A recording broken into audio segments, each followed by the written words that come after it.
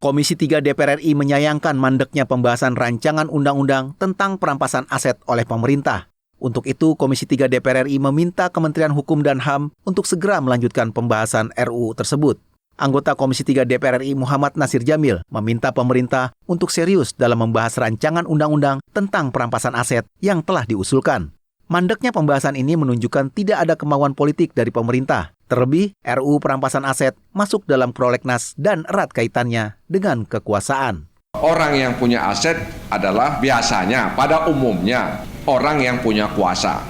Orang yang tidak punya kuasa itu nggak punya aset. Jadi semakin besar kekuasaannya, semakin besar potensi dia untuk mendapatkan aset.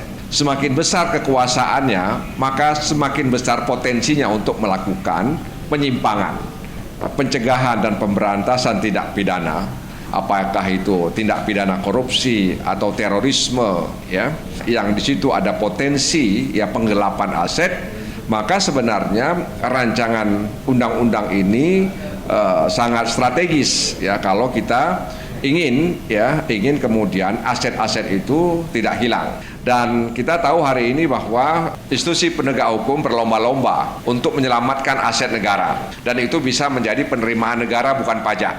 Pusat Pelaporan dan Analisis Transaksi Keuangan atau PPATK menilai RUU perampasan aset dapat mencegah pelaku menikmati hasil tindak pidana tersebut. DPR RI berharap RUU perampasan aset bisa menjadi solusi dalam mencegah dan memberantas tindak pidana pencucian uang. Oke, Zulindra dan Julian, TVR Parlemen melaporkan.